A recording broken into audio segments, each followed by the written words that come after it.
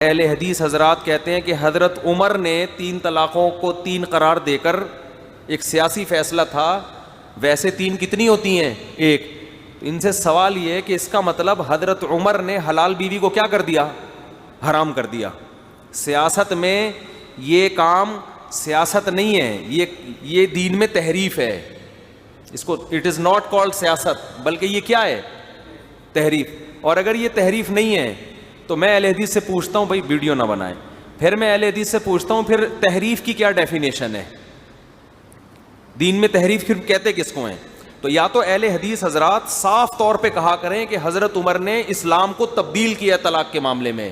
یہ گول باتیں نہ کیا کریں کہ سیاستاً مصلحتاً، او بھائی سیاست میں حلال بیوی کو حرام کر دیا، یہ کون سی سیاست ہے؟ تو یہ تو اسلام کو چینج کر دیا انہوں نے. عمر فاروق رضی اللہ عنہ کے بارے میں تو اکثر یہ حناف کی وجہ سے یہ بات آتی ہے کہ عمر فاروق رضی اللہ عنہ نے بیک مجلس کی 3 طلاق کو 3 ہی قرار دیا ہے. لیکن کمال کی بات آج سنا رہا ہوں، وہ یہ ہے کہ مصنف ابن ابی شیبہ، یہ مصنف ابن ابی شیبہ کے مؤلف کون ہیں؟ امام ابن ابی شیبہ. ان کی وفات 235 ہجری میں ہوئی ہے، یعنی بہت قدیم زمانے کے عالم ہیں. انہوں نے کہا کہ عن انس قال كان عمر اذا اتي برجل قد طلق امراته 3 في مجلس اوجعه ضربا وفرق بينهما. یہ بہت بڑا تماچا ہے، تمام تر 3 طلاق کو 3 سمجھنے والوں کے اوپر بہت بڑا تماچا ہے. یہ نوٹ کرنے کی ضرورت ہے. میں حوالہ دے دیتا ہوں، ہمارے بابر بھائی ماشاءاللہ ایکٹیو ہیں. کیا کہتے ہیں؟ کان عمر اذا اوتی برجل قد طلق امراته 3 في مجلس اوجعه ضربا وفرق بينهما. انس رضی اللہ عنہ کہتے ہیں کہ عمر فاروق رضی اللہ عنہ کے پاس جب کوئی ایسا شخص لایا جاتا جو اپنی بیوی کو ایک ہی مجلس میں 3 طلاق دے دیتا تو عمر فاروق رضی اللہ عنہ اس کی پٹائی کرتے اور میاں بیوی کو الگ کر دیتے. پٹائی بھی کرتے. اب کون پیٹے گا؟ کیا کرتے؟ درے لگاتے تھے. مصنف ابن ابی شیبہ تحقیق ستری، یہ اور سند صحیح ہے. اب کون یہ جو ایک مجلس کی 3 طلاق کو 3 کہتے ہیں، وہ اب پٹائی کر کے دیکھیں تب پتا چلے گا. عمر فاروق رضی اللہ عنہ مارتے بھی تھے اور تب الگ کرتے تھے. یہ لوگ صرف طلاق دلواتے ہیں اور طلاق مان بھی لیتے ہیں، پھر حلالہ کرواتے ہیں. حلالہ کرواتے ہیں. سوچو، عمر فاروق رضی اللہ عنہ اتنا مارتے تھے، اتنا اوجعہ ضربن. ہاں، کمال ہو گیا. آج تو کمال ہو گیا. دوسری اور ایک روایت بیان کر دیتا ہوں. جی بالکل. یہ ابن ابی شیبہ کے اندر موجود ہے.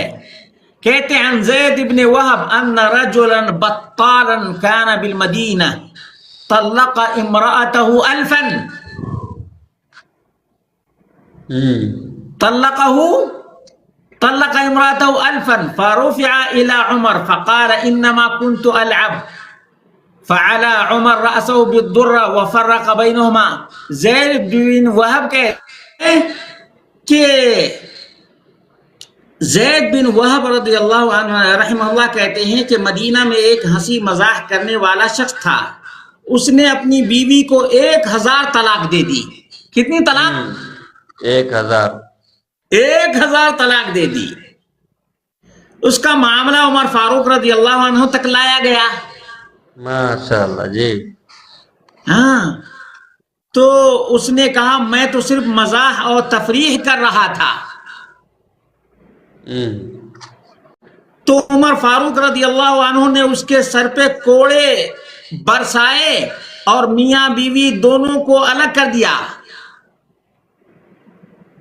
یہ مصنف ابن ابی شیبہ جلد نمبر 10 صفحہ نمبر 105 پر ہے.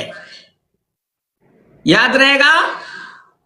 ایک مجلس کی 3 طلاق 3 نافذ کرنے والے ذرا اس پر بھی عمل کر کے دکھائیں. اس پر بھی عمل کر کے دکھائیں. یہ معمولی مسئلہ نہیں ہے، 3 کو 3 کہہ دیا بس. اور بھی سنا دیتا ہوں، چلو کوئی بات نہیں. یہ مصنف عبد الرزاق ہے، للصنعانی. اس میں جو الفاظ ہیں یہ ان کی وفات بھی 211 ہجری میں ہوئی ہے. 211 ہجری میں، بہت پرانے مؤلف ہیں.